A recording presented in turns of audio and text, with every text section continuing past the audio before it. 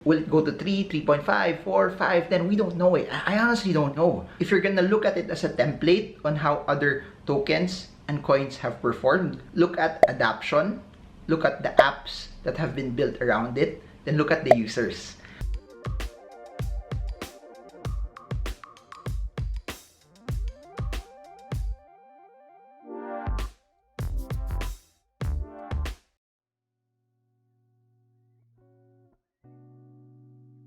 Hey guys, so as you all know, in the previous videos, we have been talking to a lot of people from the Cardano community. We've been talking a lot about ADA. And one of the reasons why I have been spending a lot of time researching and learning about it is because Cardano is one of my positions and one of the tokens that I like as well. But the reason why I'm doing a deeper dive is to be able to explore the different things that are coming out in their particular blockchain. And if you have been following me also, majority of the ones that I've been tackling and been talking about in this channel has been centered on Bitcoin being digital gold, and has been centered primarily on two blockchains, the Binance Smart Chain and also Ethereum. But that being said, I believe there's also a lot of merit and a lot of things that would be very, very interesting to talk about in the other blockchains that are outside Bitcoin, Ethereum, and the Binance Smart Chain. That being said, also, it's so interesting to see the current movement of Solana, seeing it move past the top 10, then top 9, then top 8 in terms of market cap as well, goes to show that there is merit in the other blockchains as well. And we also have Polkadot also, which in my opinion also deserves a lot of credit and deserves also a lot of attention. The biggest still, no, in terms of what I've seen that has a lot of apps, Ethereum and the Binance Smart Chain will still be on the top of the list. Now that being said, I want to talk about ADA staking. And if you have been following me for quite some time, you know that I'm not the type of person who will jump the gun very fast, that just because something is popular or a lot of people are doing it, that I would enter it. I'm okay if I'm not the first. I'm okay if I don't come in at the lowest point, because even in trading, my whole intention and my entire goal is not to look for when is the lowest and cheapest intraday price possible. I'm not into that. That's never my narrative. But what my narrative is, I need to study it very well, because no matter how alluring it is, no matter how popular it is, if it's something that I don't understand, if it's something that I did not study very well, or if it's something that does not fit me, I'm not gonna enter it. And I know that's not the case for a lot of people, but that has been something that I've been living with over the past few years. It's something that fits me as well. So that being said, I know I've talked about staking as a way for you to be able to somehow stake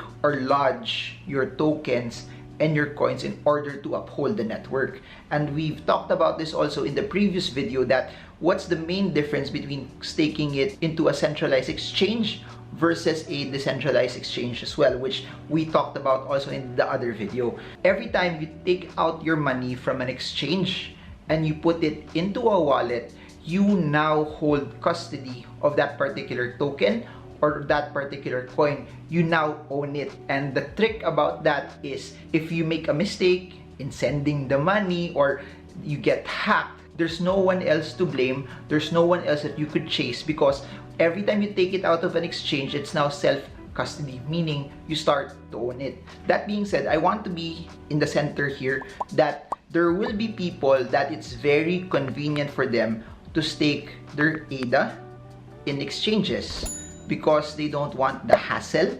They want the security also of having a lot of mechanisms that before you take it out from a wallet, it's somehow protected. But please do remember also that every time you have that layer of protection, you are also trusting the exchange that they will be reputable enough, that they will be there no matter what happens. If something happens though on the negative side, as what they always say, not your keys, not your coins, you have a chance also to lose everything. It's interesting to note exchanges that have been hacked in the past but found a way to be able to compensate their investors or people who own accounts in them, so that it gives a semblance also of stability into that particular exchange. I think the biggest advantage of staking it in a centralized manner is that it's relatively convenient.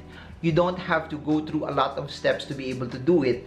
And if you want to trade it and buy other coins, after unstaking it, you could easily swap it and transfer and sell to either back to stable coins or to other cryptocurrencies as well. If you're the type of person that trusts the exchange that you are putting your money into, and you want the convenience of you being able to just unstaking it and selling it, then maybe a centralized exchange is also okay. And in my opinion, there's no right or wrong with this. It's more about what fits you. What's the biggest advantage of staking it into a decentralized staking pool? So please do note, I've mentioned that in terms of wallet for ADA, the two most used is Yoroi and Daedalus. For those who are using ETH, as you all know, it's MetaMask. For those who are using the Binance Smart Chain, it could be also Trust Wallet and MetaMask as well. As you all know, the entire logic of a proof of stake mechanism is that, number one, the system or the entire network is validated based on the amount that you have staked in it. So the larger your stake into the network, the larger your shot to actually validate it. And the larger your shot to validate it, the larger your rewards that you will actually have. So please do note this, that staking pools can be divided into two. You have staking pools that's open to the public, or you have staking pools also that it's just privately held, meaning it's privately owned ADA that did not require the resources of other people because maybe that person already has a very, very large amount. You have staking pools that would fix and organize the entire technology for you to be able to stake, and you're just putting your money with them. And I like what they said, no, that every time you would stake it in ADA or in the Cardano system, your ADA does not leave your wallet. It's just referenced there, and since it's staked, you get the rewards off of it. That being said, if you are the type of person that believes in blockchain so much, that you believe that decentralized finance, DeFi, is the future, and you want to hold everything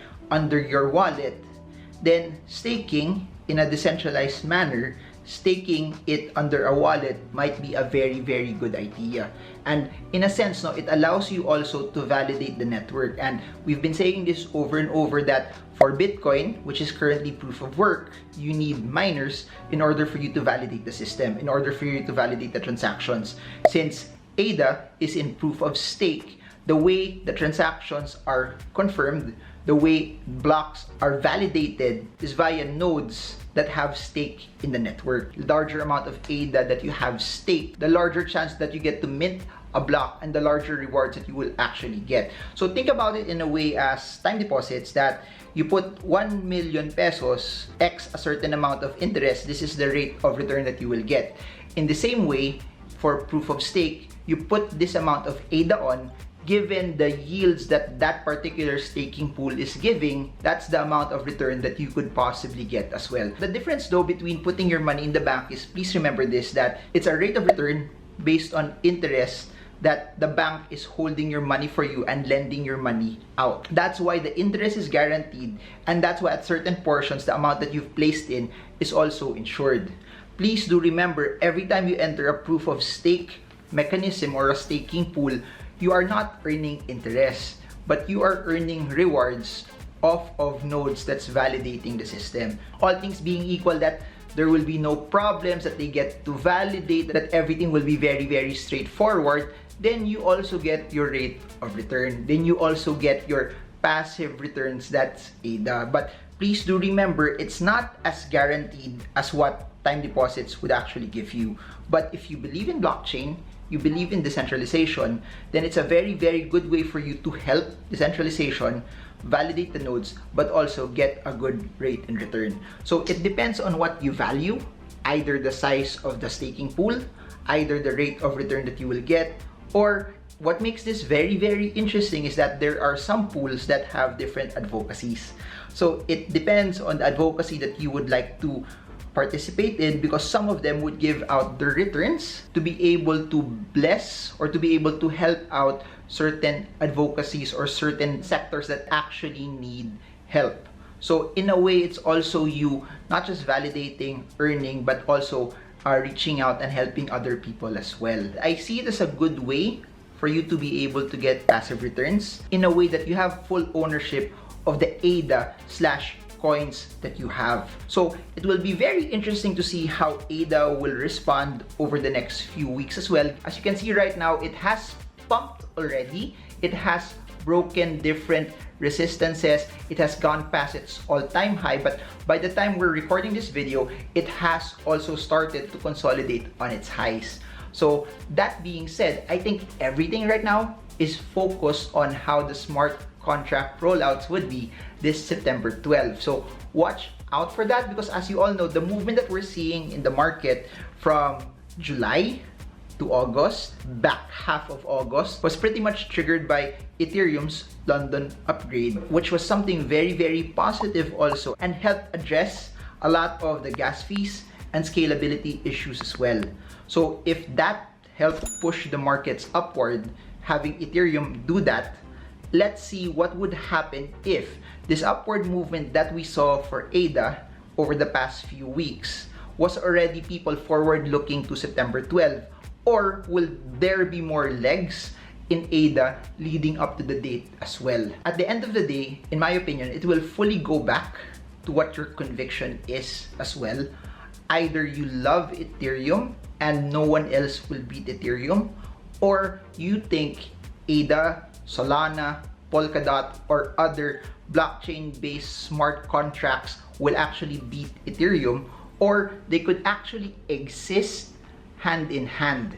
So in my opinion, as an investor, it's not a question what's best, but it's a question of what have you the most conviction in, because the one that you have most conviction in, you deploy more capital into that. It doesn't mean also that the one that you have most conviction in, you deploy more capital into that. It doesn't mean you can't deploy capital to other investments as well, or to other competing coins as well. And that's the beauty of it. You can also hedge. The thing that you can do is, for example, you like Ethereum more, you put more in Ethereum, and then you hedge it with ADA, Solana, or Polkadot, whatever you believe in those three. Or in the same way, if you believe ADA will actually beat Ethereum, then you put more money in ADA, then you hedge it with ETH. So somewhere around that, no, because there's no one-size-fits-all strategy, but we can't control how the price movement will be over the next few days. That's something we can't control. And people are saying, will it go to 3, 3.5, 4, 5? Then we don't know it. I honestly don't know. If you're gonna look at it as a template on how other tokens and coins have performed, look at adoption, look at the apps that have been built around it, then look at the users. So it happened to Axie Infinity, large adoption, large users, revenue, prices spiked.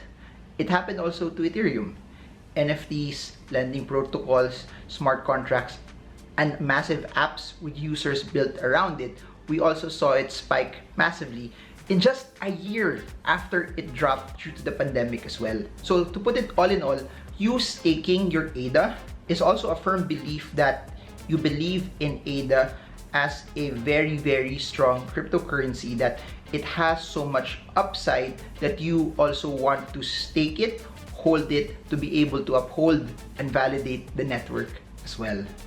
So I hope that this was something that's insightful. Please do remember this, that no matter how much I talk about whatever token, coin, or even ADA in this video, do not buy, sell, hold, or avoid this just because it's talked about it here. Because at the end of the day, it's your money, it's your responsibility. Never ever buy something just because someone on YouTube would say it. Never ever buy something, even if your friend, your mother-in-law, or everyone else around you tells you to buy it. No, no, no, no, no. It's your money. It should be you who should be responsible for your research and your conviction, because at the end of the day, that's where the power is, when you know what you're getting into. So I hope that this was something that's insightful for all of you. This is Marvin Germo, giving you different kinds of content, from Philippine stocks to US stocks to cryptocurrencies as well, bidding you a very, very good week. And I hope this video helps you trade well, trade strong, trade smart. See you all again soon, guys, and God bless you all.